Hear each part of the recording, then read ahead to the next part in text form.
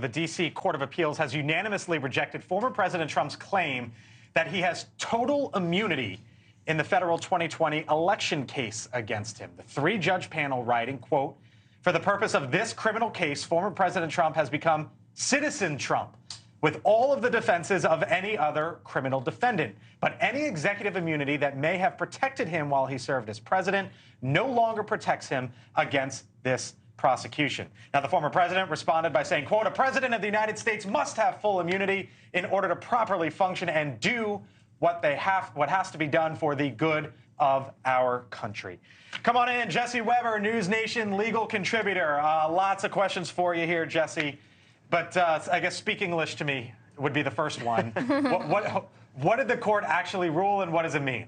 Yeah, so what the court did was took all of Donald Trump's arguments that he made for why he is immune from prosecution, and they basically dismantled it. And I read the entire opinion. In my view, it is legally sound, but it also makes sense from a practical point of view. To give you an example, they said a president is answerable to the courts. Their actions are always reviewed by courts. The idea that the president, Donald Trump, says that he has, this is a case of double jeopardy because he had already been impeached, doesn't fly. It doesn't work. The idea here that a president would have to be impeached and then convicted in order to face criminal prosecution doesn't make sense. And then, you know, they also do these kind of interesting arguments. They say that it's been always contemplated a president could face criminal prosecution. Look at what happened with Nixon and Ford. You know, the idea of pardoning a president gives you an idea that that could have been a possibility.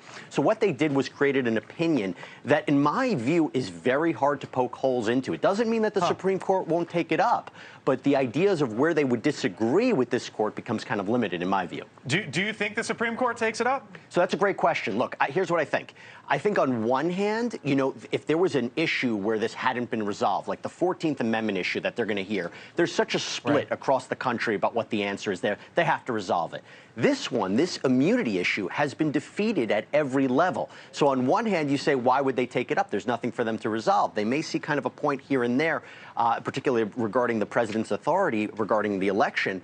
But I also think, just as a jurist, just as a member of the Supreme Court, how would you not want to have your stamp on such a novel and important issue about whether the president of the United States is possibly immune from federal criminal prosecution? All right, Jesse. So you have been on record saying you don't think that any of these cases that we get a decision one way or another before the presidential election. Did today's decision change your mind in any way? Not really. I mean, is there a possibility? I'll tell you a way that there's a possibility that this federal case could happen. We know the federal case has been delayed. If the Supreme Court, and we know that Trump has till February 12th to appeal it to the Supreme Court or a larger panel of the D.C. Circuit, if the Supreme Court rejects it, this goes back to the trial court, and Judge Chutkan needs to set a trial date. Could be in the spring, could be in the summer, but there's a number of pretrial motions, there's a number of issues to go to. I still am very, very skeptical we're going to see a trial before the election. All right. Jesse Weber, NewsNation legal contributor. Jesse, thank you. Good seeing you. Thanks so much. Thank you for watching. And make sure you go to joinnn.com to find NewsNation on your television provider. And don't forget to click the red subscribe button below to get more of NewsNation's fact-driven, unbiased coverage.